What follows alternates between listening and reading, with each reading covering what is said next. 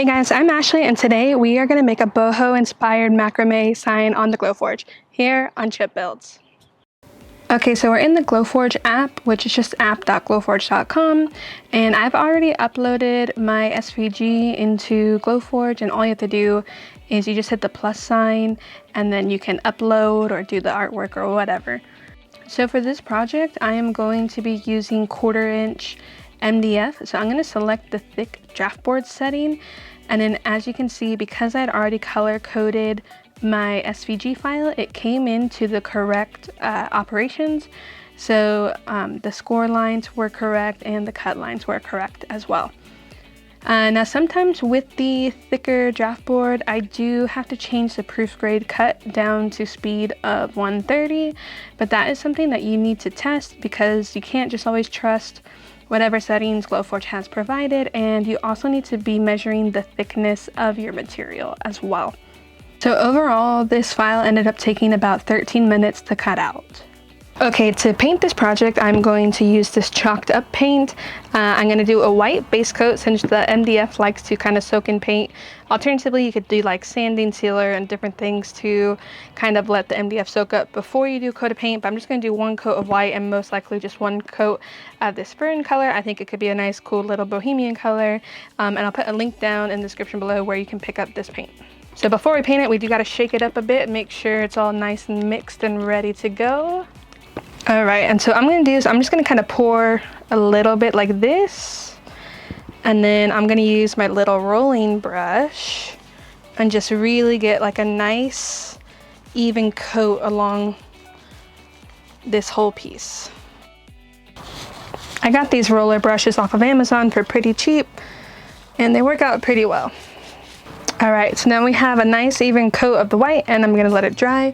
It is super hot here in California this week, so this should be dry in just a couple minutes. All right, so this base coat has dried and now I'm going to use this fern color, and we just gotta shake it up, make sure it's nice and mixed. All right, I like the sound of that. And oh, I love how this color looks. And again, I put a fresh little roller on here. The nice thing is these do come off, and so you can just put it in the water to clean the other brush while you're using the other one. I'm really liking this paint and how it does a nice one even coating. What did help was that we put that base coat of white on here, but this is looking good. Now in this design, there are these kind of scored lines, and I don't really want all the paint in it, so I'm just gonna take this little weeding tool that I got from the dollar store, and I'm just gonna stick it in there. And then just kind of dig out the paint that was in there. All right, and then that will just bring a little bit of the depth back into the piece. For the letters Be Kind, I ran out of the black chalk paint, so I'm just gonna use this satin black spray paint. It should give sort of the same effect and it should be okay.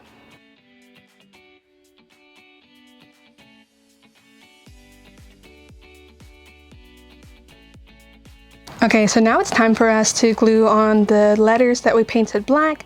And as you can see, we have this score line. That way it'll be really easy to line up the letters and we won't have to use any tape or rulers or anything. Now for this, I'm going to use my favorite super glue, which is Star Bond. This stuff dries super quickly and lasts forever. So I'm going to start right to left just because I am left-handed. Definitely don't want to mess anything up. And then I'm just going to give like 2 or 3 seconds of pressure, and that should be good.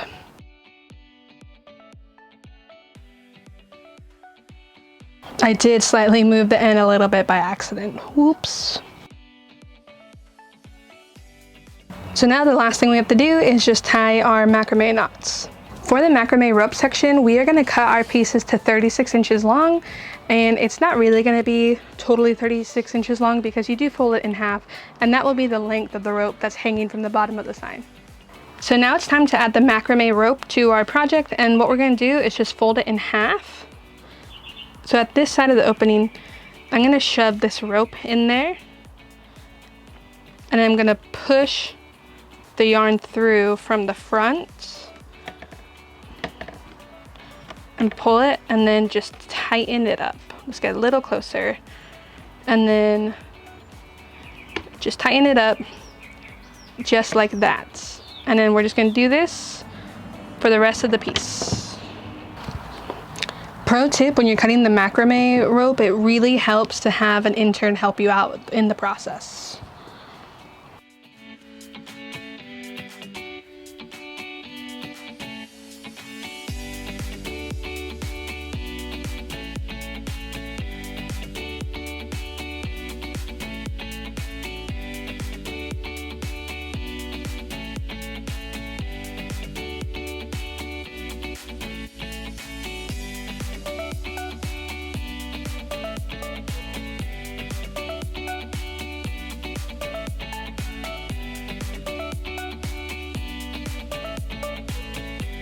Well guys, thank you so much for watching this video. Let me know down below if you have any questions or comments or a better way to do the macrame knots. I think this project turned out really great. If you want the file, I'll put a link down below, or even the DIY kit for you to buy.